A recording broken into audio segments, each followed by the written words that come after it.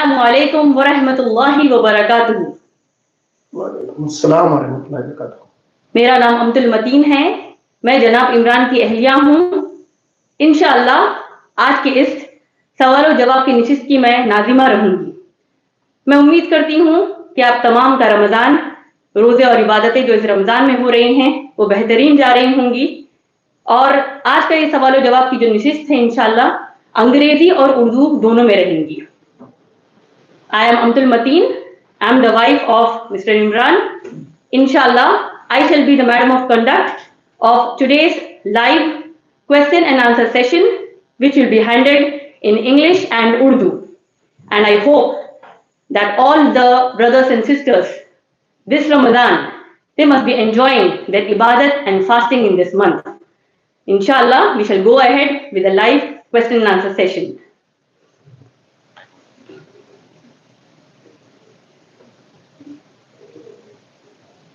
MashaAllah, we have the first question by a sister by the name Saiba Rashid Malik from Jammu and Kashmir. She asked the question, should we vote or not?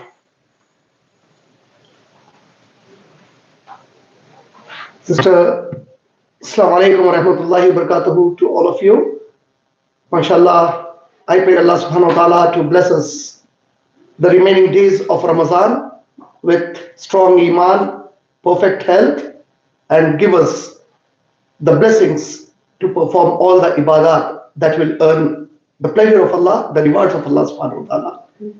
And alhamdulillah, I welcome all of you for this question and answer session. We have a sister from Jammu and Kashmir who has asked a question, should we vote? Meaning, can we cast our vote in the elections?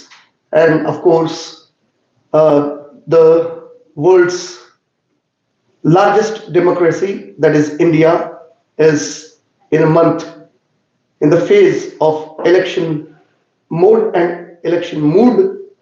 And then, of course, the superpower considered to be the country, that is the United States of America, will also go to voting in this 2024 year. So can we vote, meaning as a Muslim, is it allowed from the Sharia perspective to vote or not?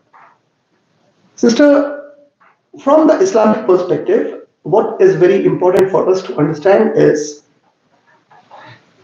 the best way of ruling in Islam has been the method of the 5 first Khulafai Rashidin. Who are the 5 first Khulafai Rashidin? They are Abu Bakr Siddiq Raziyallahu Ta'ala Anhu, Umar ibn Khattab Raziyallahu Ta'ala Anhu, Usman Ghani Raziyallahu Ta'ala Anhu, and Ali Raziyallahu Ta'ala Anhu. These are the 4 popular. The 5th one is the 6 months caliphate of Hassan bin Ali Raziyallahu Ta'ala Anhu, the grandson of Prophet Muhammad Sallallahu Alaihi Wasallam. These 5, according to the hadith of Muhammad Sallallahu Alaihi Wasallam, after me, there will be 30 years of Khulafai Rashidin. There will be 30 years of rightly guided caliphate. And then the Prophet ﷺ talked about different forms of rulership that will be in the Muslim world. But the Prophet ﷺ did not say this is haram according to Islam. Kingship or any other form, the Prophet ﷺ did not mention is haram. The most preferable is the first 5 Khulafai Rashidin. And all these Khulafai Rashidin were elected members. They were elected. Definitely, their method of election was not exactly the same as we have today, but still they were democratically elected. The first one, of course, was a unanimous name that was considered and accepted, but all the Muslims of his time, that is Abu Bakr Siddiq Raziyallahu Ta'ala Anhu. So from the Islamic perspective, any kind of government that is formed by any method, Islam has not given any restrictions upon it, as long as the government rules by the law of Allah subhanahu wa ta'ala and by the teachings of Prophet Muhammad sallallahu alaihi wasallam in the matters of economy, in the matters of judiciary, in the matters of family life, in the matters of political science.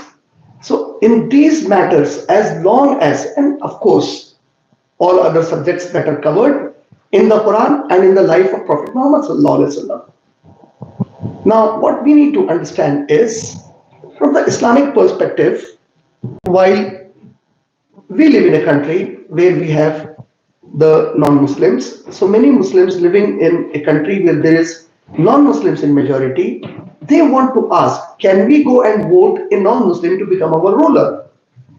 Now, again, as I said, from the Islamic perspective, if it's a Muslim country and then elections are taking place there, the ruler has been commanded in the Quran in Surah Nisa, Surah number 4, ayat number 59, that O you who believe, obey Allah, obey Muhammad Sallallahu Alaihi Wasallam, and obey the rulers amongst you. But if you find those who are the people of authority, if they have contradictions in any issues, then the best option for you, the best interpretation for you on any issue is rush back immediately to Allah and His Messenger Sallallahu Alaihi Wasallam. According to a hadith of Prophet Sallallahu Alaihi Wasallam, which Sheikh Nasiruddin Albani Rahimahullah collected in his Jami' Sahih, the Prophet Sallallahu Alaihi Wasallam said, there is no obedience to anyone in the creation of Allah when they command anything to disobey Allah subhanahu wa ta'ala or disobeying Allah subhanahu wa ta'ala. If anybody gives you a command that is in disobedience to Allah Rabbul Alameen, to Muhammad Sallallahu Alaihi Wasallam also, then you cannot obey anybody's command, even if they are your parents. But in matters where the Muslims are in a minority, and now we have an option of voting, shall we cast the vote? There has been some Muslims who have disputed, who have disagreed that the Muslims must not vote, they shall not vote, because Allah subhanahu wa ta'ala does not permit a Muslim to vote for somebody who is not going to rule according to the book of Allah subhanahu wa ta'ala. So definitely, what we need to understand is, there is a principle known as akhaffu zararain, which means if you have two laws, then select the minor laws. And on this basis, when the doctors, they find that the health of a pregnant mother is at risk and abortion is the only option, then the Islamic scholars, they said, the loss of the life of the mother is a greater loss, while the loss of the baby in her womb is a lesser loss. So based on this principle of akhaffu zararain, taking the minor loss to avoid the major loss, based on this principle, there are a vast majority of eminent Muslim scholars who have said that if you find that you live in a country where the Muslims are in a minority, and if you do not vote and you find the chances of somebody who is an oppressor, who is a tyrant, who is a corrupt leader, he will take over the people there and he may create more corruption, more chaos and disorder. He may bring a lot of persecution. He may persecute the innocents. He may kill many innocents. If these things are an apprehension, if you feel the circumstances are such that a tyrant ruler will take over, and by the Muslims voting in a large number, this can be prevented. The unjust ruler can be prevented if their votes, the count of the votes of the Muslim, if they are unitedly voting against a tyrant ruler, against an oppressor, if they can hold back the rule of an oppressor, then in such circumstances, the Muslim voting becomes an obligation. They shall go and vote in order to prevent an oppressor from becoming a ruler of a place. Because not voting can bring a greater loss, not just to the Muslim community, but to the entire innocent human population, which includes millions and millions of non-Muslims also in that place. So in order to avoid an oppressor becoming the ruler, every Muslim who is entitled, who is eligible, based on the law of the land, if that Muslim man and Muslim woman have become eligible to cast the vote, they shall compulsory go to cast their vote in order to avoid a tyrant ruler from taking over the government. And if a Muslim man or a woman do not participate in this, then that can be a question for you on day of judgment, that why did you not use an option you had at your disposal to make a tyrant ruler be prevented from becoming a ruler. So therefore, my respectable sister, in a place, especially in current situations where there is a big hue and cry, there is a strong feeling that the Muslim minority, followed by the Christian minority in India, feel that they are being targeted by a certain group of people, by a certain religious majority of people. It's not that all belonging to the religion are doing that. It's a group, fringe elements, but they have taken over the power for the past decade. So in such a situation, you need to understand that your vote means important. And this does not mean that if you have voted against them and somebody else is forming the government, they are the Khulafai Rashidin. It doesn't mean that. It means of the two, you have selected someone who is lesser in giving a loss to innocents than the one whom you apprehend to be a tyrant, to be an oppressor. And definitely the ground reality that we see currently in India and all the human rights reports outside India and all eminent and very just think tanks in India, educated people of India from all sections of Indian society, they feel that there is a certain possibility of minorities being highly targeted by a government that is ruling India for the past 10 years. And this is leading India to become a majoritarian state. So in such a situation, my respectable sister, I request my Muslim brothers and sisters living in India to use their vote. And after that, whoever comes to power is the will of Allah subhanahu wa ta'ala. That is our iman.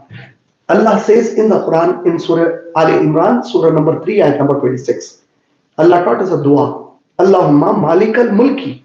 Oh Allah, you are the owner of everything in universe.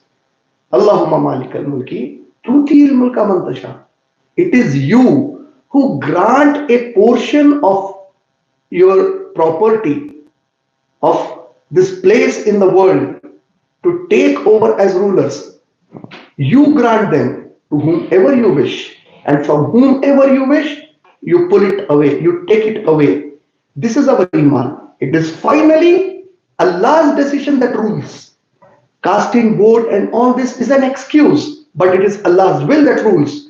But for us, Allah will ask a question: did you do your job or not? It is, maybe one will think when finally it's Allah who is going to finally decide, then why shall I vote? This is for your own self. On day of judgment, Allah can ask, did you do your job or not? The remaining, it was of course my universe, my decision. I am the final decision maker. But did you fulfill your responsibility or not? So now, the best way for you to participate in a protest against a tyrant in the most sophisticated, decent ways that are acceptable by the law of the land is casting your vote, sister. So I request all my Muslim brothers and sisters to make sure that if you are eligible to cast your vote, go out. Make sure you have cast your vote. We have, in fact, in our recent times, just few months back, we have seen one single man, Imran Khan. He turned the entire tide in his own country. Look at the way the people voted. Now, what happened or what did not happen, but what was obvious, rigging happened or did not happen. I don't want to go into that issue, whether he is fair, he is unfair. I'm not talking about that. But I want to show the power of the people, that Allah subhanahu wa ta'ala has given in the hands of the voters, alhamdulillah. Finally, you see Allah's decision, whoever is ruling Pakistan is the decision of Allah subhanahu wa ta'ala. But the world saw that Allah gave from himself a power to those who cast the vote. My respected sisters, Jazakallah khair for asking such an important question. And of course, to all my brothers and sisters in Kashmir, may Allah subhanahu wa ta'ala bring peace upon all of you. Whether you are Muslims or non-Muslims living in Kashmir, may Allah subhanahu wa ta'ala help all of you to live in peace and harmony. My respectable brothers and sisters of Kashmir, especially my Muslim brothers and sisters there, it is your responsibility to share the best values of Islam. Do not give up. Do not feel threatened. Do not feel despair from the mercy of Allah. If you are in a situation where you are to live in Kashmir, just alhamdulillah start conveying this message, sister. Conveying the message of Allah brings the shield of any kind of problems in the world to you from Allah subhanahu wa ta'ala. Allah said in Surah Ma'idah, Surah number 5, ayat number 67. It's a very easy reference to remember. Surah number 5 is 5th Surah, 5 fingers on the hand, 5th Surah. Ayat number 67. See, numerically 5, 6 and 7, they come together. Surah Ma'idah, Surah number 5, ayat number 67. And what is Allah subhanahu wa ta'ala saying? Allah says, O Prophet sallallahu alaihi wasallam, convey the message that has been revealed to you. If you do not convey this message in the sight of Allah, you have not fulfilled messengerhood. And then Allah continues to say, if you fear the oppressors of land, then Allah shall protect you against them. So what is the condition Allah laid down to protect us against the oppressors? When you convey this message, my brothers and my sisters in Kashmir, alhamdulillah, all of you as Muslims, mashallah, you may belong to any school of thought from the Muslim background. But alhamdulillah, every Muslim from every background, from every group they belong, they believe in the same Quran. They believe in the same Prophet sallallahu alaihi wasallam to be the last and final Nabi and Rasul of Allah. They believe in same Allah subhanahu wa ta'ala to be the only one creator, the only one almighty. None is equal to him. That is our fundamental faith, and we are same in it. This fundamental faith, where we have no differences, sister. Mashallah, let all my Kashmiri brothers and sisters please start passing this message in the best way, inshallah, to the army men there, to the policemen there, to those non-Muslims who have misconceptions about Islam. My Kashmiri brothers and sisters, it's your responsibility. Please get organized and inshallah start doing this job. And sister, alhamdulillah, I hope I answered your question. Jazakallah khair. May Allah protect all of you, alhamdulillah, and may Allah protect all of us, and may Allah protect every innocent human life on earth. Ameen ya Rabbal Alamin. Jazakallah khair. इंशाल्लाह दूसरा सवाल उर्दू में है। बहन कहती हैं अस्सलाम वालेकुम, मेरा नाम मरियम है, कर्नाटका से। मेरा सवाल है कि कुरान की तरतीब कैसे बनाई गई जब उसको किताब की शक्ल में इकट्ठा किया गया, और ये नबी सल्लल्लाहु अलैहि वसल्लम से ही हो चुकी थी, तो क्या इसकी कोई दलील मिल सकती है? जज़ाकल्लाह खैर। माशाल्लाह, बहन ने बहुत ही उम्दा सवाल किया है रमजान की मुनासिबत से। अल्लाह ने सूरह बकरा की आयत नंबर 125 से आयत नंबर 185 में फरमाया कि रमजान वो महीना है जिसमें हमने कुरान मजीद को नाजिल फरमाया। जैसा कि हम सब जानते हैं, ये जो कुरान मजीद का नुज़ूल हुआ, ये अल्हम्दुलिल्लाह रमजान और मुबारक के महीने में हुआ। और इसके बारे में बस बुनियादी मालूमात एक मुसलमान की हैसियत से हम में से हर मुसलमान को होनी ही चाहिए, क्योंकि ये हमारे ईमान का हिस्सा है, जिस पर अगर हमारा ईमान सही तरीके से ना हो तो इम्कानात है कि नाउज़ुबिल्लाह हम कोई शुकूक और शुबहात में पड़ जाएं, जब इस्लाम के दुश्मन या गलत फहमी रखने वाले लोग इसके मुताबिक कोई सवाल करें, और फिर खुद आपके जहन में एक मुसलमान होने की हैसियत से इतनी तो हमें हया होनी चाहिए, इतना तो हमारे ईमान का तकाजा होना चाहिए कि अगर मैं मुसलमान मर्द हूं, मैं मुसलमान औरत हूं, और अगर जो सवाल बहन ने अभी किया है, यही सवाल अगर मुझसे कोई गैर मुसलमान भाई, कोई गैर मुसलमान बहन मेरी मुझसे पूछ ले, और अगर मेरे पास इसका बुनियादी जवाब मौजूद ना हो, तो ये मेरे लिए बहुत बहुत बड़े शर्म की बात है। मैं नमाजें पढ़ रहा हूँ, रोजे रख रहा हूँ, ज़कात दे रहा हूँ, रमजान में कुरान की पूरी तिलावत कर रहा हूँ, लेकिन मुझे इस किताब की बुनियादी मालूमात ही नहीं है। جس کتاب کے احکامات پہ میں عمل کر رہا ہوں، یعنی نماز، روزہ، زکوٰۃ، صلاۃ، صوم، زکوٰۃ، حج، یہ تمام احکامات، رسول اللہ صلی اللہ علیہ وسلم سے محبت، رسول اللہ صلی اللہ علیہ وسلم کی اطاعت، اللہ رب العالمین کی توحید، یہ تمام ماں باپ کی فرما برداری، گناہ کبیرہ سے بچنا، خیرات کا دینا، یعنی کہ تمام نیکیاں اور تمام گناہوں کا جو میری زندگی میں عمل لانا چاہتا ہوں وہ اس کتاب کے ذریعے سے ہے۔ لیکن افسوس کی بات، شرم کی بات ہے ایک مسلمان ہونے کی حیثیت سے میرے لیے کہ اگر میں بالغ ہو گیا، بڑا ہو گیا، کوئی ہماری بہن بڑی ہو گئی اور اس کے بنیادی معلومات نہ ہو تو یہ بہت خراب بات ہے۔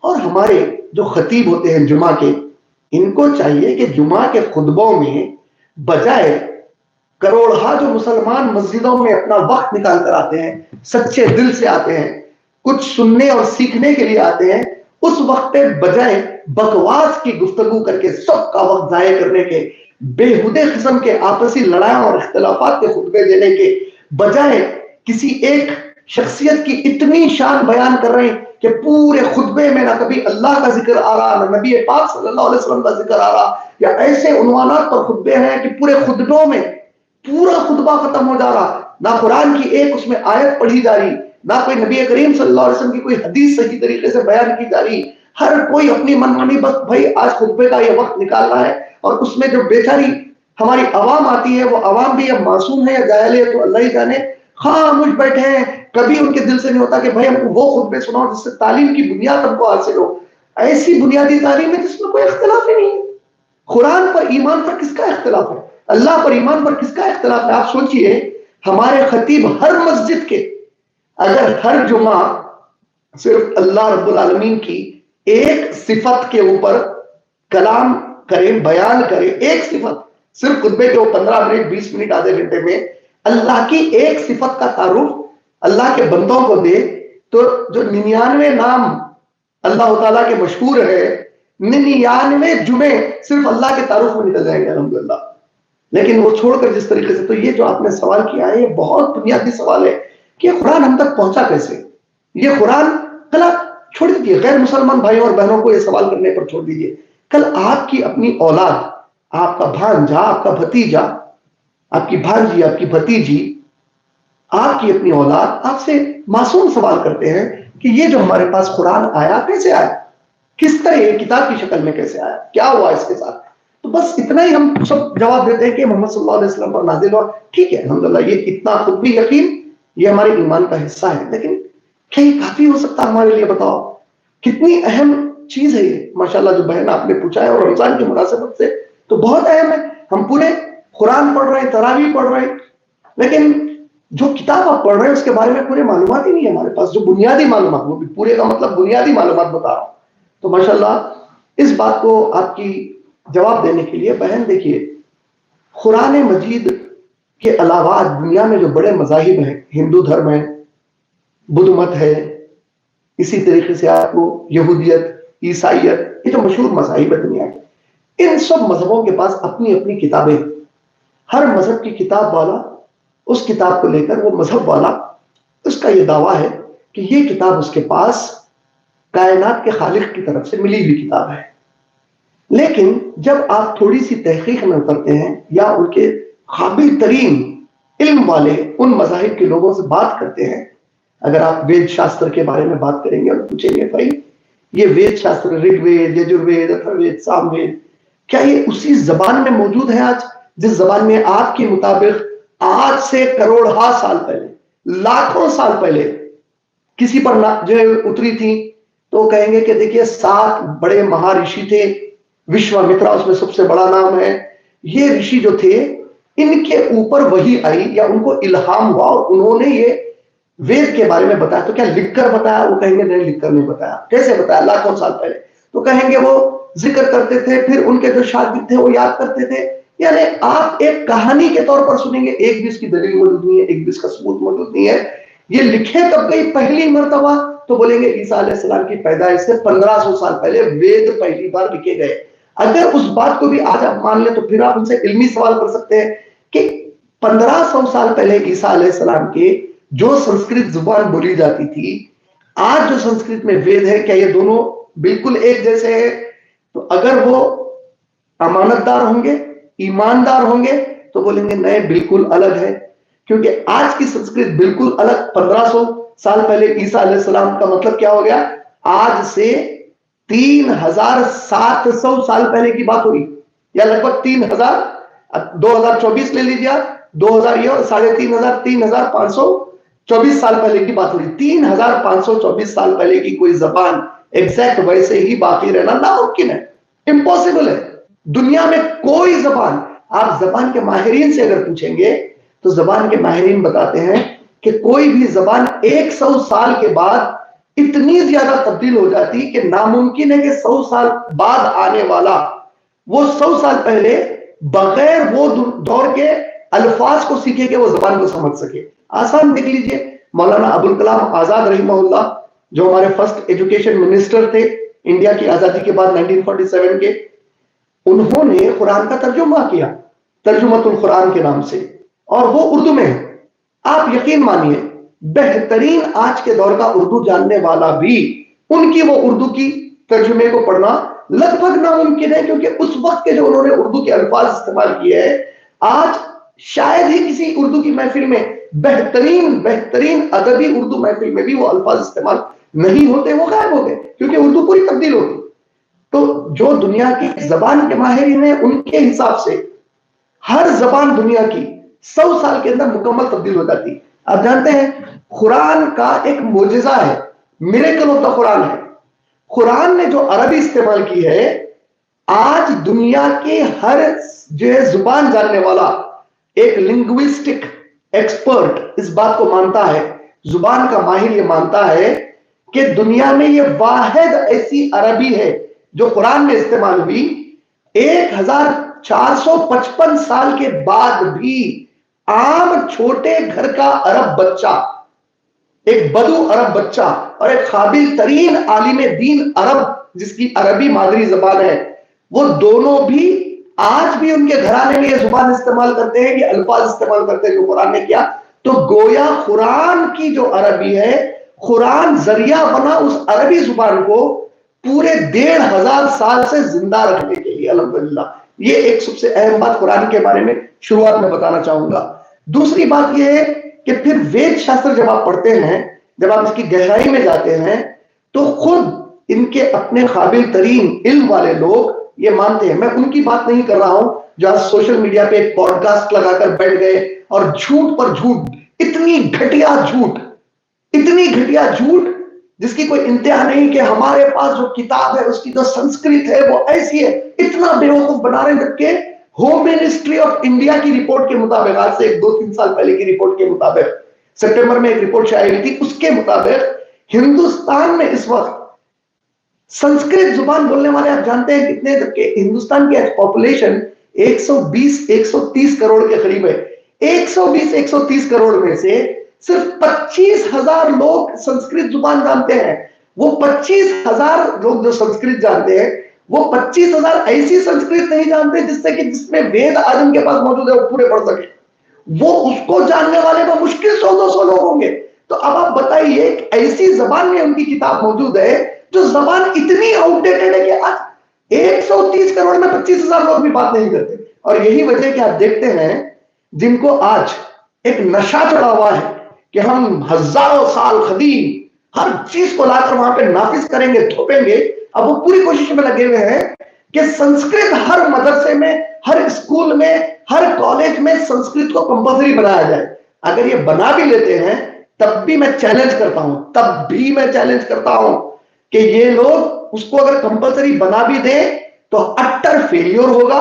نہ صرف اٹر فیلیور ہوگا, ان کے خود اپنے اس کتاب کو ماننے والے, اس زبان کو ماننے والے لوگ ان سے بدزن ہو جائیں گے, اور جو لوگ سیکھ لیں گے سیکھنے کے باوجود بھی اس کتاب کو وہ لوگ نہیں پڑھ سکتے, کیونکہ وہ کتاب کی سنسکرت ایسی سنسکرت ہے جس کے جو الفاظ ہیں اس کی جب تفسیر کی جاتی ہے, اپنشدوں میں جب تفسیر ہوئی تو جو رشی نے اپنشد اپنی سوچ سے لکھا, اس کی پوری سوچ کی بنیاد پر ایک ہی لفظ کے معنی کو اس نے الگ کر دیا, اور کوئی ایسا ان کے پاس اسکیل نہیں ہے جس کے اوپر وہ اسکیل سے ناپیں کہ اس کا اصل معنی کیا ہے. مثال کے طور پہ ہمارے پاس یہ ہوتا, قرآن میں کوئی حکم آیا, آپ دیکھیں مسلمانوں میں جو اختلافات والی چیزیں ہیں یہ بنیادوں میں کہیں بھی اختلاف نہیں ہے, یہ چھوٹے موٹے مسائل میں ہے, لیکن جو بنیادیں ہیں اس کو ناپنے کے لیے آج بھی ہمارے پاس پوری سیرت محمد صلی اللہ علیہ وسلم کی محفوظ ہے, صحابہ کی سیرت محفوظ ہے, ہزاروں کتابوں میں صحابہ کی زندگیوں کو لکھ کر جمع کیا گیا ہے, ان کے پورے بایوگرافیز موجود ہے, تو ہمارے پاس ایک اسکیل موجود ہے. لیکن یہاں جو آپ اندازہ کریے کہ لاکھوں سال پہلے ایک کتاب لکھی گئی, جس کو ملی اس کے بارے میں کوئی دلیل موجود نہیں, کوئی ڈاکیومنٹڈ ایویڈنس موجود نہیں ہے, لیکن ایک پوری قوم کو یہ جو بڑے اوپر بیٹھے ہوئے ہیں ان کو اتنی جھوٹ بول رہے ہیں سوشل میڈیا سے. اور آپ جانتے ہیں سوشل میڈیا کا تو حال آج کے دور میں کیا ہے, فیک نیوز جو جینوئن نیوز ہے اس کے مقابلے میں 90% زیادہ پھیل جاتے ہیں. جو حق والی خبر ہوتی اس کے مقابلے میں فیک نیوز دنیا میں جلدی جو پھیلتے ہیں وہ 90% زیادہ فیک نیوز پھیلتے ہیں اور لوگ ایکسپٹ بھی کر لیتے اس کو, اور تحقیق ہونے تک ایک خاصا نقصان ہو جاتا. تو اس کا فائدہ اٹھاتے ہوئے بس جھوٹے پوڈ کاسٹ بنا رہے ہیں, چینلوں پہ آ رہے ہیں, اب کچھ بھی کر کے یہ جو پوری قوم ایک بالکل آپ اندازہ کرو 0.002% یا 0.002%, 25,000 لوگ 130 کروڑ میں سنسکرت جانتے ہیں. تو جو لوگ سنسکرت نہیں جانتے بس اندھا دھند ایک کتاب کو مانتے ہیں, ان کو بیوقوف بنانا ان لوگوں نے کتنا آسان کر لیا ہے. لیکن اس میں سے جو قابل لوگ ہیں وہ لوگ اس کے اوپر سوالات اٹھا رہے ہیں کہ بھائی تم لوگ جھوٹ بول رہے ہیں, تم لوگ پوری تاریخ کو غلط بنا کر پیش کر رہے ہو آج کے دور میں. یہ ایک چیز ہو گئی.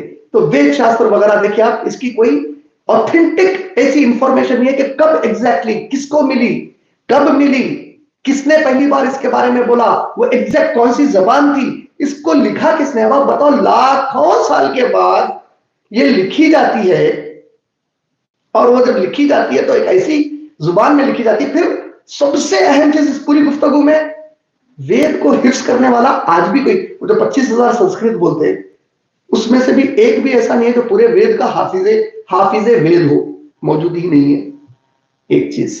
دوسری چیز, کتنے ہندو بھائی بہن ہمارے ہندوستان میں جن کے گھروں میں وید شاستر, وید کتنے ہیں, رگ ویدا 10 والیوم میں ہے, یہ 10 بکس ہے رگ ویدا کے, پھر یجور وید ہے, پھر سام وید ہے, پھر اتھر وید ہے. یہ کتنے ہندو بھائی بہنوں کے گھر میں رکھی ہوئی ہے.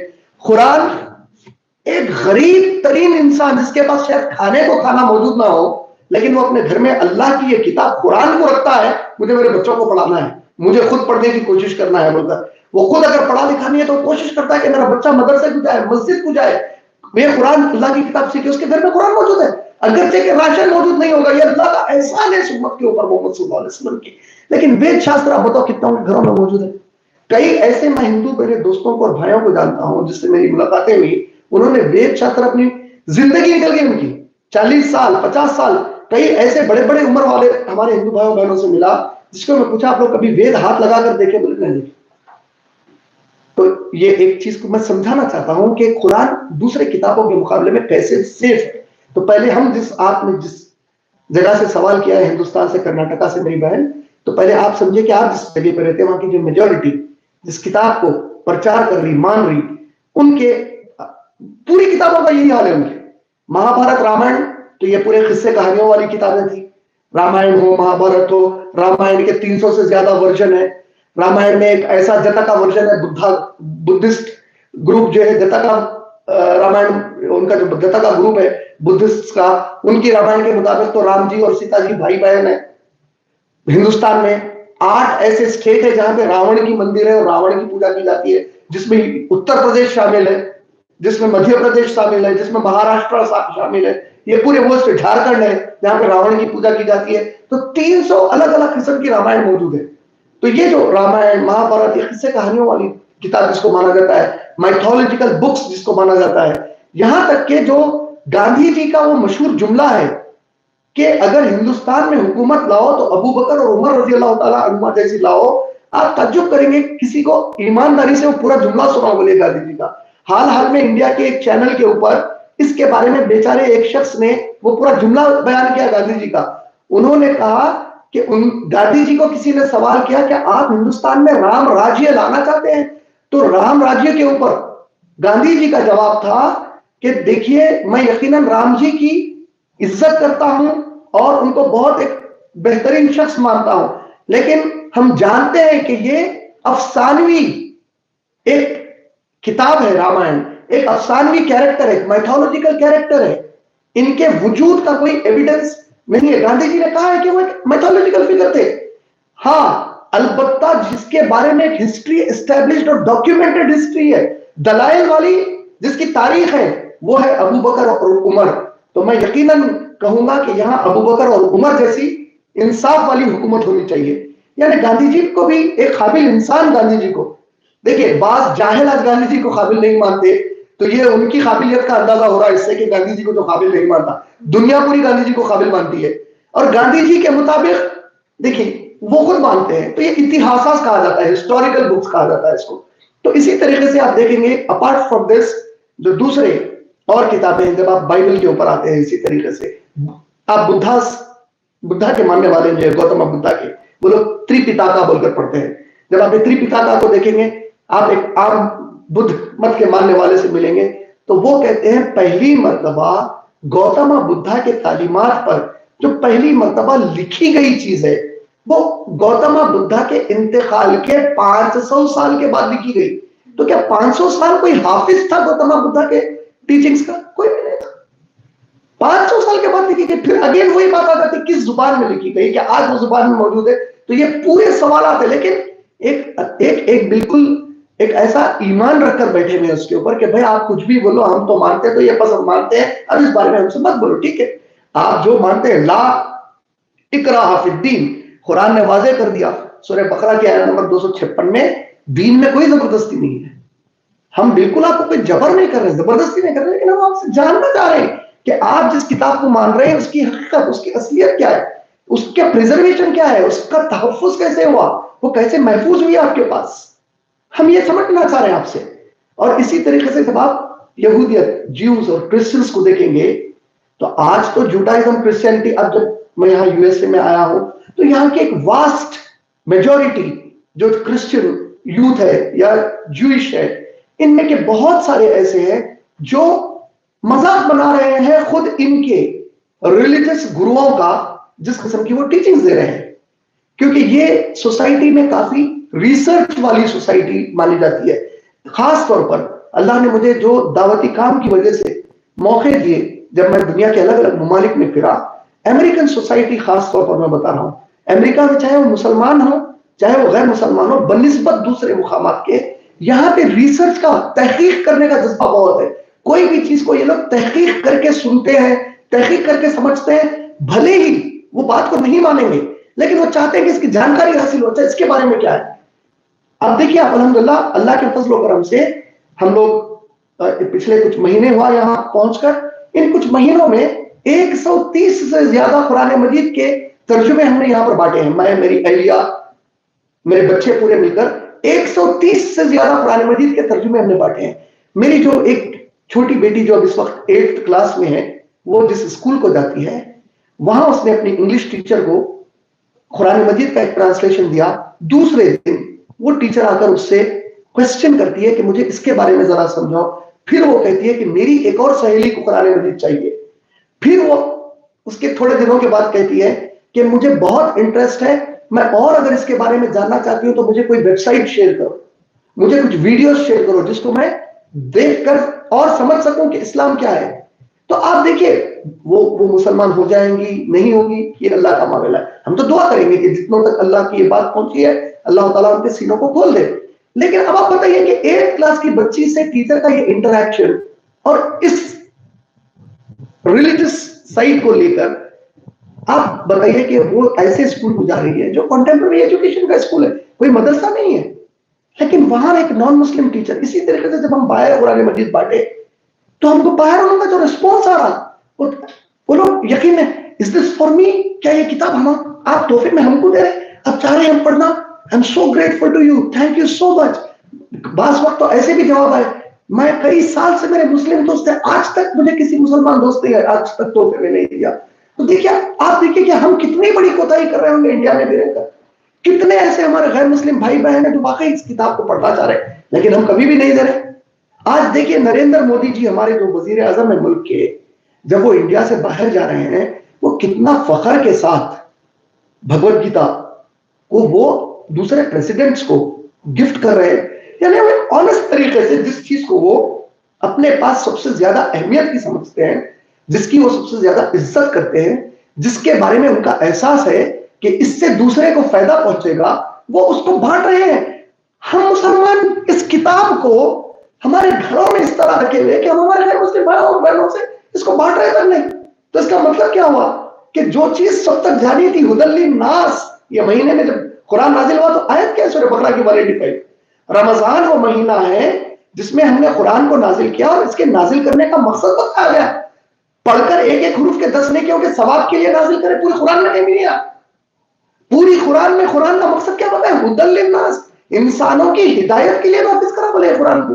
تو اب یہ دیکھیے آپ، تو یہ جو کتاب کے اوپر ایمان ہے ہمارا، اس کو سمجھنے کے لیے دوسرے مذاہب کو بھی تھوڑا بہت جاننا، اس کے بعد جب آپ قرآن کو سمجھیں گے آپ کا ایک یقین مضبوط ہو جائے گا اس کتاب کے اوپر، اس اللہ کے جو کلام کے اوپر اور ہمارے نبی کریم صلی اللہ علیہ وسلم پر سے جی قربان ہونے کو ہو جائے گا کہ کس امانت داری سے، کتنے پیارے انداز سے ہزاروں سال کے باوجود یہ کتاب کو اس امت میں بچائے رکھنے کے اسباب اللہ کی طرف سے نبی صلی اللہ علیہ وسلم نے ہم تک پہنچائے ہیں.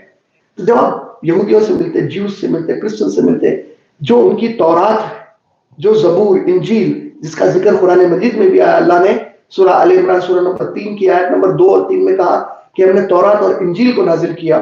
اللہ نے سورہ بنی اسرائیل سورہ نمبر 17 آیت نمبر 55 میں کہا کہ داؤد علیہ السلام کو ہم نے زبور عطا کی. تو یہ جو 3 کتابوں کا قرآن میں اور ذکر آیا ہے، اس کے جو ماننے والے ہیں ان کو قرآن میں جو ہے اکثر اہل کتاب کہا ہے. اہل کتاب سے مطلب کیا ہے کہ وہ لوگ جو یہ مانتے ہیں کہ ان کے پاس ایک کتاب اللہ کی طرف سے آئی ہے، وہ لوگ جو یہ مانتے ہیں کہ ان کے پاس ایک رسول ہے جس کو اللہ نے کتاب دی تھی، یہ ان کو اللہ نے اہل کتاب کہہ کر پکارا. اہل کتاب یعنی جیوز اور کرسچنز. تو جب آپ ان سے ملتے ہیں، ان کے ربائز سے ملتے ہیں، ان کے فادر سے ملتے ہیں، ان کے پیسٹر سے ملتے ہیں، اور الحمدللہ جب میں انڈیا میں تھا تو انڈیا میں میرے ڈیبیٹس ہوئے، میرا آسٹریلیا میں ڈیبیٹ ہوا، میرا یو ایس اے میں ہوا ماشاءاللہ سے. تو ڈیبیٹس کے اندر قرآن اور the Bible which is the God's word, قرآن یا بائبل، اس میں شیخ احمد دیدات رحمہ اللہ انہوں نے تو اتنا بڑا اس میں کارنامہ انجام دیا ہے امت کے لیے. کئی ہمارے اردو جاننے والے بھائی بہنوں کو ان کا نام بھی آج نہیں پتا ہے. ذاکر نائک کے وہ استاد تھے، وہ میرے استاد تھے. اب ذاکر نائک کا جو فی الوقت مسئلہ کر رہا ہے وہ تو اللہ ہی بہتر جانے، اللہ ان کے لیے آسانیاں کرے، جو حق ہے اس کو غالب کر دے، باطل کو ختم کر دے اس کو.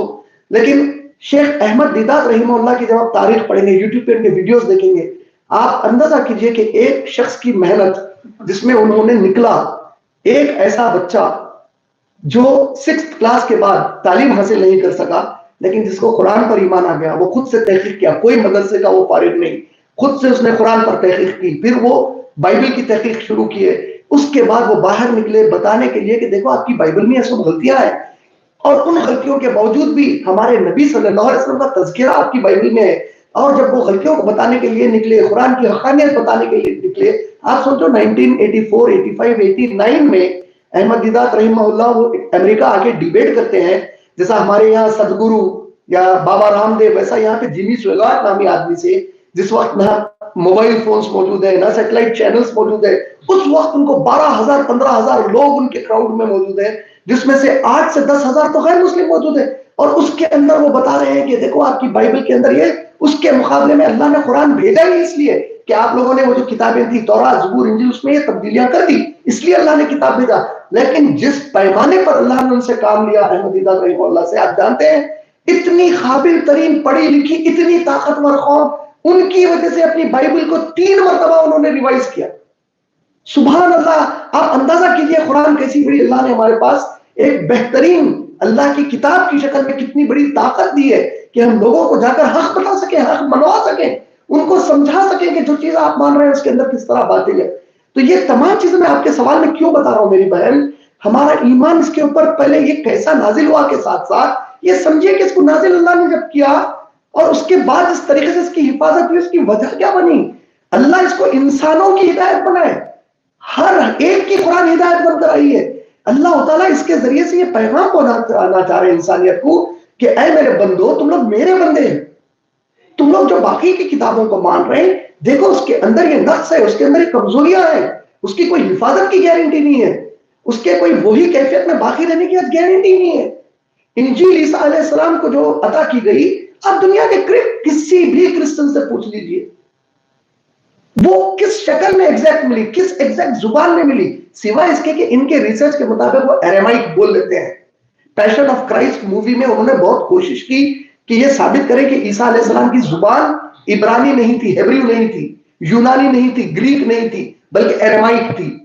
لیکن اس کی کوئی اوتھینٹک دلیل نہیں ہے.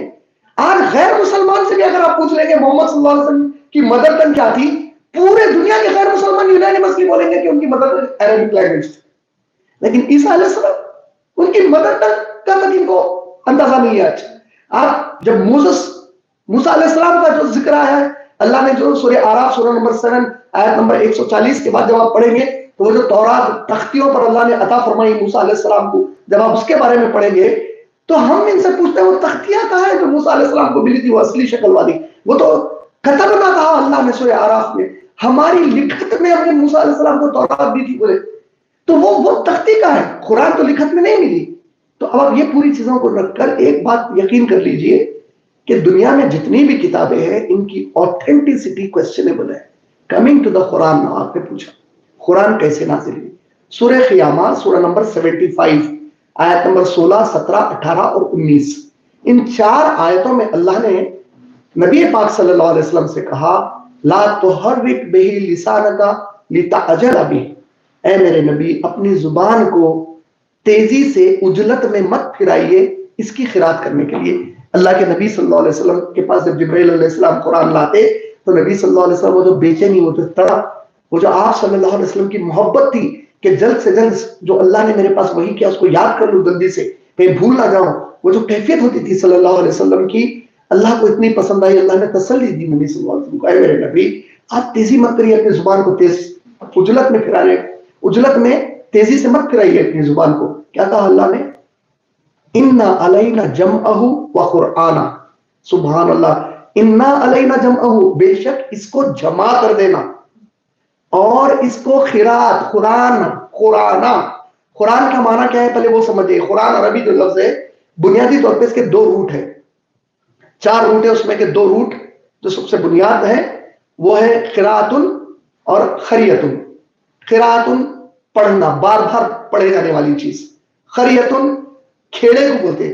آج بھی آپ اردو میں دیکھیں گے وہ خریے میں رہتے تھے, انہوں وہ خریا ان کا ہے. خریا مانے ایک ولیج, ایک چھوٹا ایک کھیڑا جہاں پر چند لوگ رہتے ہیں, اور اسی کھیڑے میں ان کے ضروریات زندگی, میں لگژری کی بات نہیں کر رہا, luxurious leather sofa set, air condition کی زندگی کے ضرورت کا جو سامان ہے پورا وہ اس کھیڑے میں موجود رہتا تھا. خریا, اللہ نے قرآن کا جو لفظ استعمال کیا اس کا روٹ خریا ہے, یعنی انسان کی ضرورت کے لیے جو بنیادی اس کو معلومات ہے, جو کمپلسری اس کی زندگی گزارنے کے معلومات ہے, اللہ نے اس کو قرآن میں بیان کر دیے. تو اس جگہ وہ جمع کر دیے گئے اور سب سے زیادہ پڑھی بھی جاتی ہے کتاب, یہ قرآن کا معنی ہے.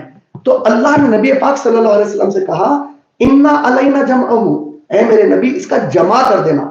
جمع کرنے کا مطلب کیا ہوا دیکھیے, تو نبی صلی اللہ علیہ وسلم کی پیدائش عیسیٰ علیہ السلام کے 570 سال کے بعد ہوئی, مکہ المکرمہ میں ہوئی, سب کو معلوم ہے, غیر مسلم کو بھی معلوم ہے یہ بات.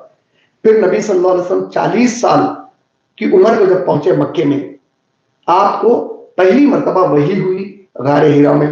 یہ پورے مسلمان اس پہ متفق ایمان رکھتے ہیں, شیعہ ہو, سنی ہو, بریلوی ہو, سلفی ہو, دیوبندی ہو, کوئی بھی ہو, ہر مسلمان کا متفق ایمان. آپ صلی اللہ علیہ وسلم 40 سال کی عمر کے تھے, آپ پر پہلی وحی نازل ہوئی, اقرا باسم ربک الذی خلق والی. لیکن یہ جو وحی نازل ہوئی بخاری شریف کی حدیث نمبر 3 میں جس کا ذکر ہے تفصیل کے ساتھ وحی کا, یہ جو وحی نازل ہوئی سورہ الاقا کی آیتیں, یہ آج سورہ نمبر 96 ہے. ہونا تو چاہیے تھا نمبر 1 کیونکہ پہلی وحی یہی ہے, لیکن 96 پر ہے. ایسا کیوں ہوا؟ تو ہم کو پتا چلتا ہے کہ پیارے رسول پاک صلی اللہ علیہ وسلم نے بتایا ہر رمضان المبارک میں میرے پاس جبرائیل علیہ السلام ہر رات کو آتے اور ہر رات کو آ کر مجھ سے قرآن سنتے جو پچھلے سالوں میں نازل ہوا ہے. یعنی جتنا بھی قرآن یہ رمضان سے پہلے نازل ہوا تھا, ہر رمضان میں آ کے ہر رات آ کر نبی صلی اللہ علیہ وسلم سے سنا کرتے تھے. نبی صلی اللہ علیہ وسلم کے گویا ٹیچر بن کر ان کو پڑھاتے تھے. تو اب اس میں خاص بات دیکھیے آپ, جب اللہ کے نبی صلی اللہ علیہ وسلم کے اوپر رمضان گزرتے, اب جبرائیل علیہ السلام آتے اس رمضان میں, تو آپ صلی اللہ علیہ وسلم کو تعلیم میں صرف تلاوت نہیں کراتے بلکہ اللہ کی طرف سے پیغام لاتے کہ اے اللہ کے رسول اللہ نے فلاں جو آیت آپ پہ نازل ہوئی تھی اس آیت کو اس آیت کے بعد رکھا ہے, اس کو اس سورے میں رکھا ہے, یہ سورہ اس سورے کے بعد آئے گا, یہ سورے کی ترتیب اللہ نے ایسی فرمائی ہے. تو یہ جو ترتیب ہوئی سورہ فاتحہ پہلا سورہ, بقرہ دوسرا, آل عمران, یہ ترتیب بھی اللہ کی طرف سے ہوئی ترتیب تھی. ہر رمضان میں آ کر جبرائیل علیہ السلام تعلیم دیتے کہ کون سی آیت کس آیت کے بعد تلاوت ہوگی, کون سی آیت کس آیت سے پہلے ہوگی, کون سی آیت کس سورے میں ہوگی, کون سا سورہ کس سورے کے بعد ہوگا, کون سا سورہ کس سورے کے پہلے ہوگا. یعنی اللہ کی مرضی کے مطابق جمع, اس کو ہم نے جمع کیا. تو جمع کرنا بھی اللہ تعالیٰ نے ذمہ لے لیا تھا, اور یہ جمع کرنے میں اللہ نے اس طریقے کار کو استعمال کیا کہ جبرائیل علیہ السلام کے ذریعے سے پیارے رسول پاک صلی اللہ علیہ وسلم کو سکھایا جاتا.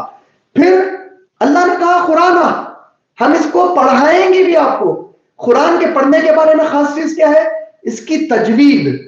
اس کی تجوید تک اللہ کے نبی کو اللہ کی طرف سے جبرائیل علیہ السلام نے سکھائی.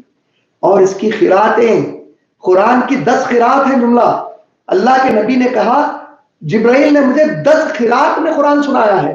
10 قرات میں قرآن سنانے کا مطلب جو لہن, جو قرات کے بنیادی اصول ہے, جو قرآن ہمارے پاس قرات کرتے ہیں, اللہ کے نبی کو جبرائیل علیہ السلام نے 10 قرات میں قرآن سنایا. اور متفق طور پہ ہمارے علماء مانتے ہیں کہ اگر کوئی 11ویں طریقے سے قرآن کی قرات کرے گا وہ ایکسپٹ نہیں ہوگی, کیونکہ وہ 11واں طریقہ جبرائیل علیہ السلام نے نبی صلی اللہ علیہ وسلم کو نہیں سکھایا. یعنی آپ اندازہ کیجئے کہ قرآن کی تجوید اور قرات تک محفوظ ہے ہمارے پاس. جب ہمارے قرآن کو سرٹیفکیٹ ملتا قرات کا, کئی لوگوں کو نہیں معلوم ہے کہ قرات اور حفظ کے سرٹیفکیٹ میں ہم خالی وہ پیپر دیکھتے جب ان کو پریزنٹ دیا جاتا, لیکن ایک رجسٹر مینٹین ہوتا جس میں یہ حافظ قرآن کے استاد کون تھے, پھر ان کے استاد کون تھے, یہ قاری کے استاد کون تھے, ایک رجسٹر سپریٹ مینٹین ہوتا.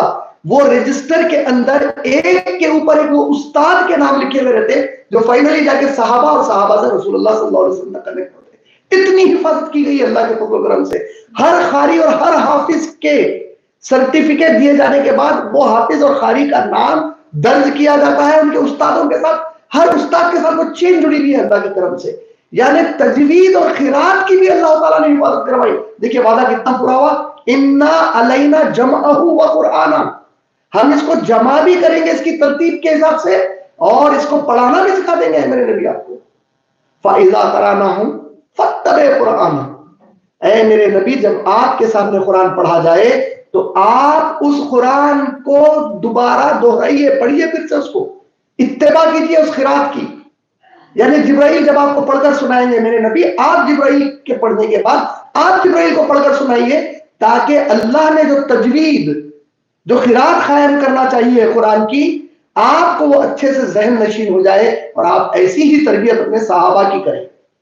تو اس طریقے سے فَإِذَا قَرَأْنَاهُ فَاتَّبِعْ قُرْآنَهُ. پھر کیا کہا اللہ نے آیت نمبر 19 میں, ثُمَّ إِنَّ عَلَيْنَا بَيَانًا, یقیناً پھر اس کے معنی سمجھانا بھی ہماری ذمہ داری ہے. اللہ تعالیٰ قرات, تجوید, ترتیب آیات اور سوروں کی اور اس کی تفسیر, یہ پوری مکمل اللہ تعالیٰ نے اپنی ذمہ داری کو لے لیا.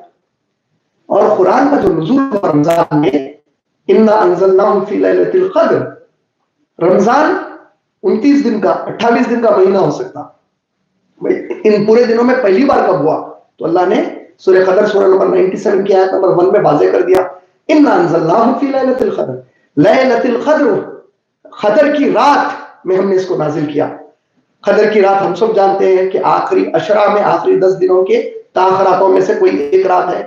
تو جو بھی وہ رات تھی پہلی مرتبہ ابن عباس رضی اللہ تعالیٰ عنہ, جو اہل بیت میں سے ہیں, جو نبی کریم صلی اللہ علیہ وسلم کے چچازاد بھائی ہیں, اور جو اس امت کے ایک ہی ایسے صحابی اور امتی ہیں نبی کے, جس کے لیے نبی صلی اللہ علیہ وسلم نے مخصوص دعا فرمائی کہ اے اللہ میرے ابن عباس کو اس قرآن کے تفسیر کی فہم دیجیے. قرآن کے پہلے مفسر قرآن عبداللہ ابن عباس رضی اللہ تعالیٰ عنہ, جس پر کوئی اختلاف موجود نہیں ہے. عبداللہ ابن عباس رضی اللہ تعالیٰ عنہ اِنَّا أَنزَلْنَاهُ فِي لَيْلَةِ الْقَدْرِ کی تفسیر کے مطابق فرماتی ہیں کہ اللہ نے جو لوح محفوظ کا قرآن میں ذکر فرمایا ہے, جو کتاب مکنون کا ذکر فرمایا, جب آپ سورہ واقعہ پڑھتے ہیں سورہ نمبر 56, اس میں جب آپ آیت نمبر 77 سے لے کر 80 تک پڑھتے ہیں، 77 78 79 80، اللہ نے کہا یہ قرآن کریم ہے، یہ کتاب مکنون میں ہے. کتاب مکنون اللہ کے یہاں عرش کے پاس، عرش کے اوپر نہیں، عرش کے اوپر صرف اللہ ہے، عرش کے پاس 7ویں آسمان کے اوپر ایک کتاب رکھی ہوئی ہے. اس کتاب میں اللہ نے، پیارے نبی نے ایک حدیث میں فرمایا، کائنات کو پیدا کرنے سے 50,000 سال پہلے پورے کائنات کی تقدیر لکھ دی تھی. اس میں آپ کا یہ سوال کرنا، میرا یہاں بیٹھ کر یہ جواب دینا، یہ سب کچھ اس میں لکھا ہوا تھا. کووڈ کا وہ ایک ایک وائرس جو پیدا ہو، ایک ایک وائرس کی حیات کتنی رہے گی، یہ جو دھول اڑتی ہے، ایک ایک ذرہ جو دھول کا اڑ رہا، کہاں اڑے گا، کہاں بیٹھے گا، ایک ایک چیز اس پوری کائنات کی بنانے سے 50,000 سال پہلے لکھ دیا تھا. اور اسی میں پوری تورات لکھی ہوئی ہے، زبور لکھی ہوئی ہے، انجیل لکھی ہوئی ہے، پوری قرآن اسی میں لکھی ہوئی ہے. اور وہ جو کتاب مکنون ہے اس کو اللہ نے کہا لا یمسہ الا المطہرون، اس کو کوئی ہاتھ نہیں لگا سکتے. فرشتوں میں بھی انتہائی مخصوص کیے گئے فرشتے پیدا کیے گئے جو انتہائی طاہر ہے، جو اس کو چھو سکتے خالی.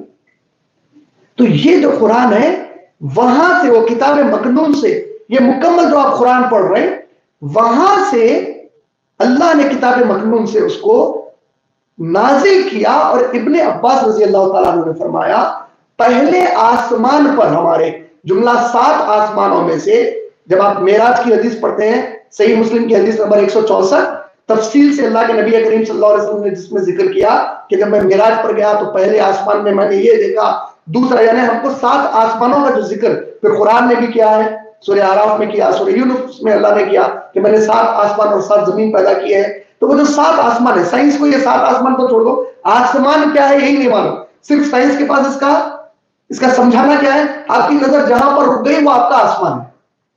لیکن ہم تو، ہمارا ایمان خالی آسمان پہ نہیں ہے. اللہ کے نبی نے کہا آسمان کو دروازے ہیں، دروازوں پر فرشتے ہیں، دروازے کھلے، پوچھا گیا، روکا گیا کہ کون ہے جبرائیل آپ کے ساتھ. جبرائیل نے جواب دیا اے میرے ساتھ اللہ کے رسول آئے ہیں. پوچھا کس نے بلایا، کہا کہ اللہ نے حکم دیا ہے کہ ان کو لے کر آؤ. تب دروازہ پہلے آسمان کا کھولا گیا، دوسرے آسمان کا، تو یہ پورے 7 آسمانوں کا ذکر ہے. ابن عباس رضی اللہ عنہ نے کیا کہا، 7ویں آسمان سے قرآن مجید مکمل پہلے آسمان پر بیت العزہ کے مقام پر نازل کر دی گئی. اور یہ کب ہوا، انا انزلناہ فی لیلۃ القدر. اللہ نے قرآن کے لیے، قرآن میں 2 عربی کے الفاظ استعمال کیے ہیں، نزلہ اور تنزیلہ. یہ دونوں میں فرق کیا ہے؟ یہ دونوں میں فرق ہے، نزلہ کہتے ہیں ایک ہی وقت کے نازل ہو جانے کو، پوری ایک ہی وقت میں آ جانا. تنزیلہ کہتے ہیں تھوڑا تھوڑا نازل ہونے کو. جب آپ سورہ بنی اسرائیل سورہ نمبر 17 کی آیت نمبر 106 پڑھتے ہیں تو اللہ نے اس میں فرمایا کہ یقیناً ہم نے اس قرآن کو طبقات میں، اس کو الگ الگ سیکشنز میں بانٹا ہے، اور اس کو ہم نے نازل کیا، اور اس کو آہستہ آہستہ نازل کیا. وہ وہاں سے بیت العزہ پہ پورا ایک ساتھ نازل ہو گیا. تنزیلہ اس کے بعد پہلی وحی کتنی آئی، سورہ علقہ کی شروع کی چند آیتیں آئی.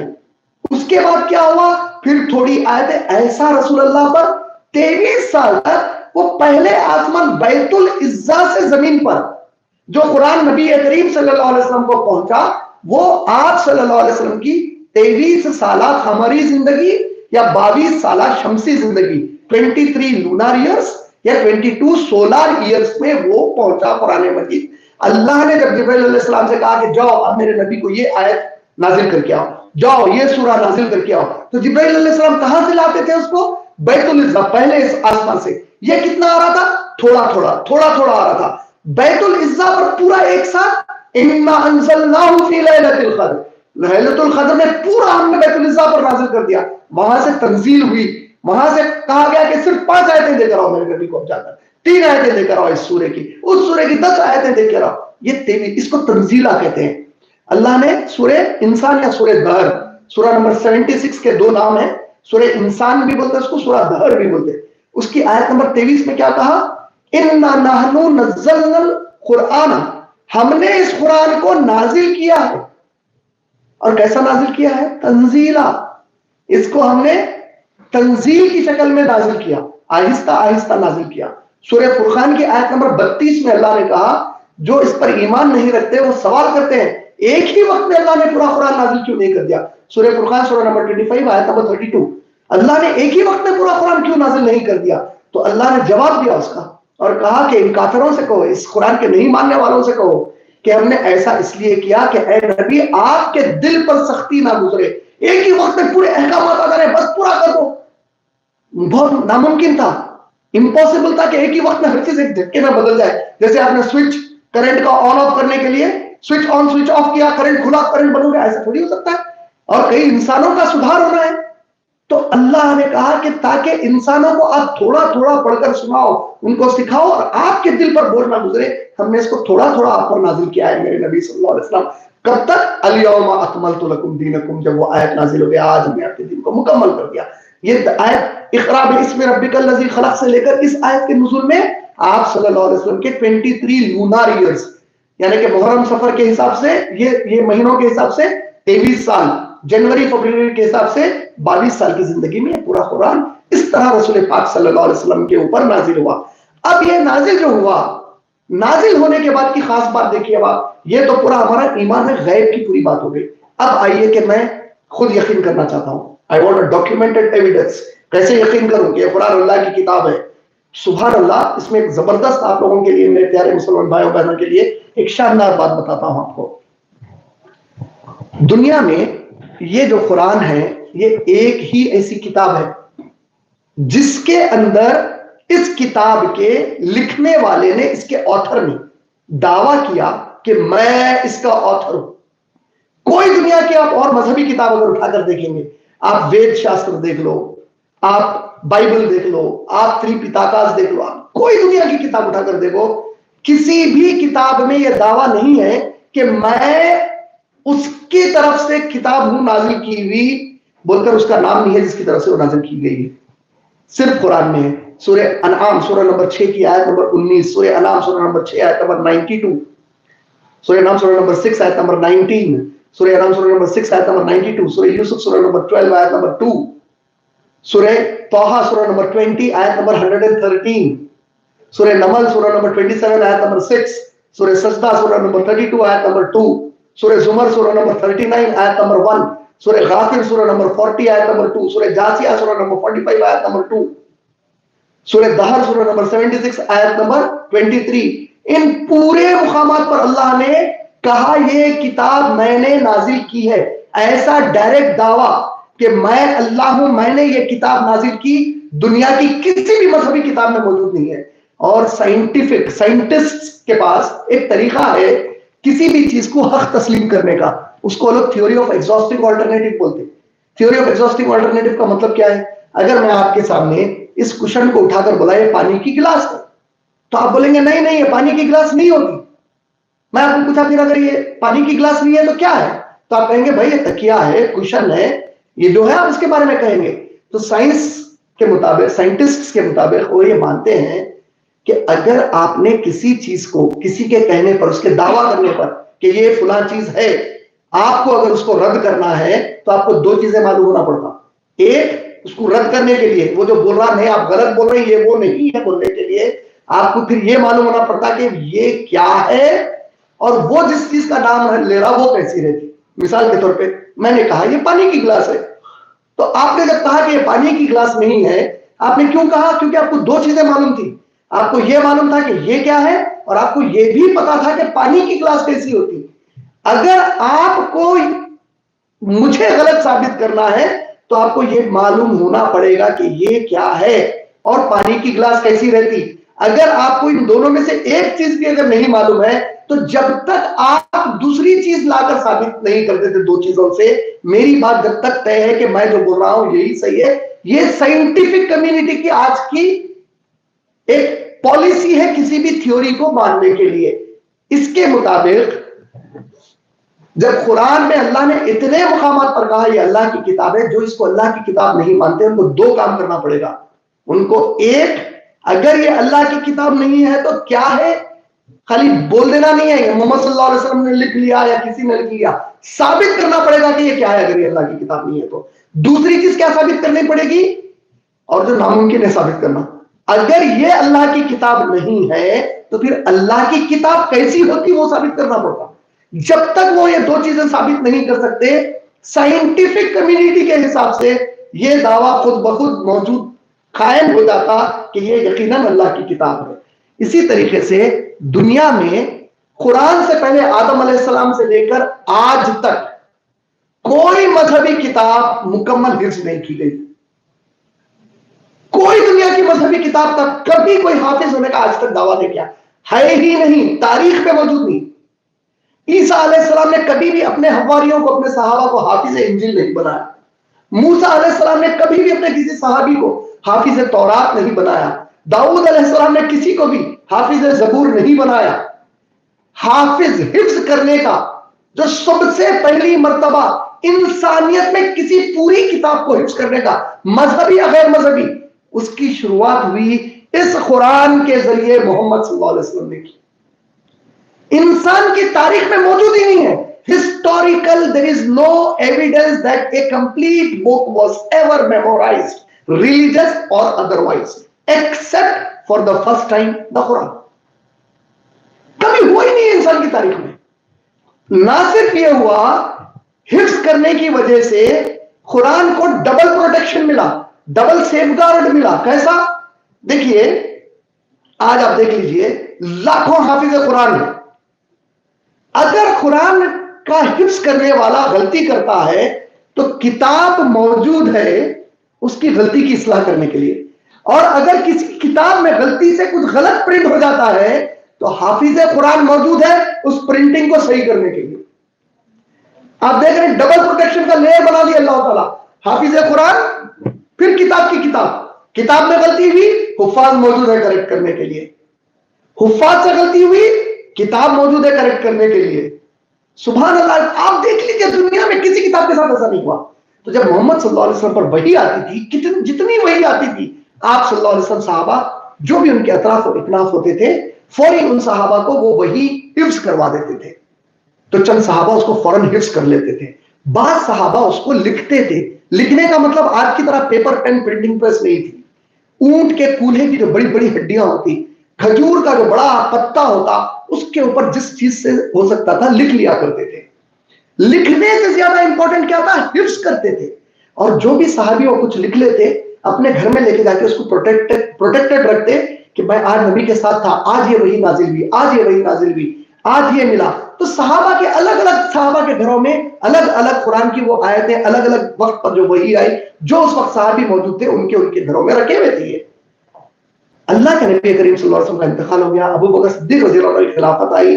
حدیث نمبر 4996 سے لے کر 4998 تک. اس میں کیا بتایا گیا کہ ابو بکر صدیق رضی اللہ تعالی عنہ کے دور میں جب مسلمہ بن کذاب جو اس زمانے کا قادیانی تھا, غلام احمد قادیانی, اس سے جب جنگ ہوئی, اس نے جب کہا کہ میں نبی بنا دیا گیا نعوذ باللہ, جب اس سے جنگ ہوئی تو اس میں 70 حفاظ قرآن صحابہ شہید ہوئے. عمر ابن خطاب رضی اللہ تعالیٰ عنہ فوری ابو بکر صدیق کے پاس آ کر کہتے ہیں کہ اے امیر المومنین, اگر ایسا حفاظ شہید ہو گئے تو قرآن کی حفاظت کا بڑا مسئلہ ہو جائے گا. آپ فوراً مہربانی ایک کام کیجئے, صحابہ کو حکم دیجئے کہ جس کے گھر میں جو وحی کے وہ جو ان لوگوں نے لکھ لیا تھا جس شکل میں بھی جو وہ چیزیں رکھی ہوئی ہیں اس کو فوراً لائیں اور آپ اس کو ایک مصحف کی شکل دیجئے. عربی میں مصحف کس کو بولتے ہیں؟ یہ جو دو بائنڈنگ ہوتے ہیں نا, یہ دو بائنڈنگ کے بیچ میں یہ دو بائنڈنگ ہے, اس کے بیچ میں جو بھی چیز آتی ہے اس کو مصحف بولتے ہیں. اس کو ہم مصحف کی شکل دیں گے اے امیر المومنین. وہ منگا کے پہلے ابو بکر صدیق رضی اللہ عنہ حزین میں, پھر انہوں نے کہا اللہ نے میرے سینے کو کھول دیا, انہوں نے سب کو حکم دیا کہ لاؤ. اور پھر جو صحابہ کو نبی صلی اللہ علیہ وسلم نے رمضان میں غیر رمضان میں جو نماز پڑھاتے تھے, جو قرآن کی قرات ہوتی تھی, جو ترتیب میں ہوتی تھی, اس ترتیب میں ابو بکر صدیق نے وہ پوری ایک کتاب کی شکل. کتاب کی مطلب دیکھیے اب کیا ہو رہا, لکھا کب جا رہا قرآن؟ نبی کے دور میں ہی لکھا جا رہا. کون لکھ رہے ہیں؟ صحابہ لکھ رہے ہیں. کیسا لکھ رہے ہیں؟ نبی کے ساتھ جو بھی موجود ہے اس وقت جو وہی ہے اس میں سے جو لکھ سکتے لکھ لے رہے ہیں. اصل کیا ہو رہا؟ حفظ ہو رہا. حفظ پوری ترتیب میں ہو رہا. نمازیں پڑھائی جا رہی. 5 وقت کی نماز کی اہمیت آپ سمجھ رہے ہیں؟ نماز 5 وقت کی اس قرآن کی حفاظت کا ذمہ ہے. نماز میں آپ پڑھتے کیا؟ تو گویا مسلمان امت پہ نماز کو فرض کر کے اللہ نے اس قرآن کی حفاظت کروائی. اگر کوئی مسلمان نماز نہیں پڑھ رہا تو وہ کم وقت اللہ کے کتاب کی حفاظت کی چوریوں میں سے چوری کر رہا تھا. کیونکہ نماز اس کتاب کی حفاظت کا ایک بہت بڑا ذریعہ ہے.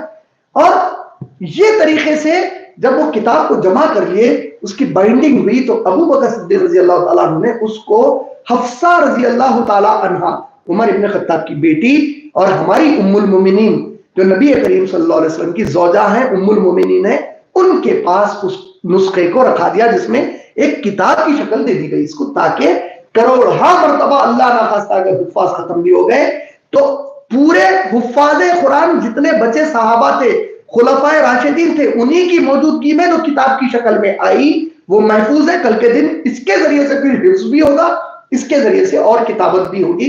اس طرح وہ ڈاکیومنٹیشن کو پریزرو کیا گیا. پھر اس کے بعد جیسا جیسا دور گزرتے گیا اس کے کاپیز بنے, بہرحال ایک الگ وہ پوری تاریخ ہے. لیکن کتاب کی شکل میں ابو بکر صدیق بالکل کتنے دن باحیات تھے ابو بکر صدیق؟ نبی صلی اللہ علیہ وسلم کے انتقال کے بعد صرف 2.5 سال کے بعد ان کا انتقال ہو گیا, 2.5 years میں. تو یہ کارنامہ کتنے دن میں ہوا کتاب کی شکل میں آنے کا؟ اللہ کے نبی صلی اللہ علیہ وسلم کے انتقال کے بالکل فوراً بعد, جبکہ حفاظ قرآن اور پورے صحابہ کا گروپ موجود ہے اور کسی کا اس پر اختلاف ہی نہیں ہوا. نہ صرف اختلاف نہیں ہوا, وہی چیز کنٹینیو ہوتی چلے گئی. اور یہ جو کتاب کی شکل میں موجود تھی بی بی سی کے اوپر, آپ یوٹیوب پر جا کر ڈاکیومنٹری آن قرآن بائی بی بی سی یا ڈاکیومنٹری آن پریزرویشن آف قرآن بائی بی بی سی, آپ یہ ٹائپ کریے. بی بی سی کی ڈاکیومنٹری میں بتایا گیا کہ کاربن ڈیٹنگ جو لیٹسٹ ٹیکنالوجی ہے, کوئی بھی چیز کتنی پرانی ہے معلوم کرنے کی, اس کے ذریعے سے اب جو معلوم کیا گیا, جو اولڈسٹ کاپی قرآن کی کتابی شکل کی جو اولڈسٹ کاپی ان کے ہاتھ لگی ہے, وہ نبی صلی اللہ علیہ وسلم کی وفات کے صرف 13 سال کے بعد, نبی صلی اللہ علیہ وسلم کے انتقال کے صرف 13 سال کے بعد. یعنی کس کی دور خلافت چل رہی 13 سال کے بعد؟ عمر ابن خطاب رضی اللہ عنہ کی بھی دور خلافت قائم. یعنی عثمان غنی کا دور آیا, پھر اس کے بعد علی ابن طالب کا دور آیا, حسن رضی اللہ تعالیٰ عنہ کی 6 مہینے کی خلافت, معاویہ رضی اللہ تعالیٰ عنہ کی 20 سال کی خلافت, پھر بنو امیہ, بنو عباسد, اتنی پوری خلافتیں آئیں. لیکن یہ کب کا ہے؟ بالکل 13 سال کے بعد نبی کریم صلی اللہ علیہ وسلم کے انتقال کے. بی بی سی پر کاربن ڈیٹنگ سے جو ثابت کیے ہیں اس سے پتا چلا, اور اس کو جب آپ دنیا کے کسی بھی مسلمان گھر کی اس قرآن مجید سے ٹیلی کرتے تو ایک حرف میں آگے پیچھے نہیں ہے. اللہ کے احسان سے اللہ نے اپنے اس وعدے کو پورا کیا جو سورہ ہجر کی آیت نمبر 9 میں کیا, اِنَّا نَحْنُ نَزَّلْنَا الذِّكْرَ وَإِنَّا لَهُ لَحَافِظُونَ, ہم نے اس ذکر کو نازل کیا اور ہم ہی اس کی حفاظت فرمائیں گے. یقیناً یہ میرا جواب بہت طویل ہوا لیکن یہ ضروری تھا. میں مانتا ہوں کہ اور بہت سارے کوسچنز ہیں, میں بہت ادباً آپ سب سے معافی چاہتا ہوں, آپ سے بھی ایک ناظمہ کے طور پہ معافی چاہتا ہوں. یہ ایمان کا عقیدے کا ایک انتہائی اہم حصہ ہے ہمارے لیے جو معلومات کا ہونا چاہیے, اور یہ یقین سے ہونا چاہیے کہ جو کتاب میں مانتا ہوں کتنا اسٹرانگلی پروٹیکٹڈ ہے. دیکھیے آپ اس کے اوپر تو غیر مسلمان بھی متفق ہے. دنیا کے کسی بھی آپ غیر مسلمان سے پوچھیں گے سب سے پہلی مرتبہ قرآن کے بارے میں کس نے بات کی, وہ کہے گا محمد صلی اللہ علیہ وسلم نے. اگر آپ کسی کو بھی جا کر پوچھیں گے سب سے پہلی مرتبہ وید شاستر کے بارے میں کس نے بات کی, اس کے پاس جواب ہی نہیں.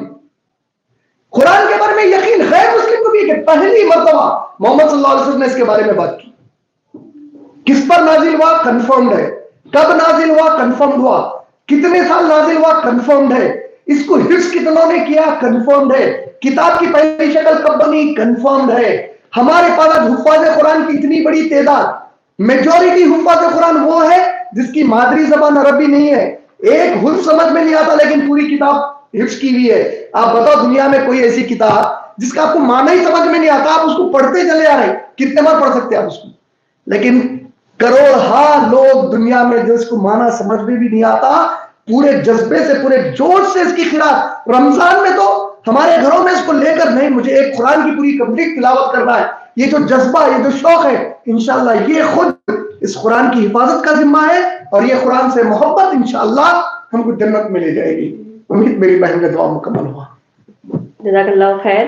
میں معذرت چاہتی ہوں میرے تمام بھائیوں سے بہنوں سے, ہم آپ جس کے سوال نہیں لے پائے, انشاءاللہ جب کل ہم کو پھر سے اسی وقت موقع ملے گا انشاءاللہ ہم پھر سے سوالات لیں گے. I apologize to all my Muslim brothers and sisters and non-Muslim brothers and sisters whose question could not be answered today. Inshallah tomorrow same time we'll come live again and inshallah your questions will be answered. Jazakallah khair. Master Dawana and Alhamdulillah Rabbil Alameen. And finally I would once again like to apologize to all my Muslim and non-Muslim brothers and sisters who have posted their questions, but we were unable to take for a very prolonged answer. But this answer was very important.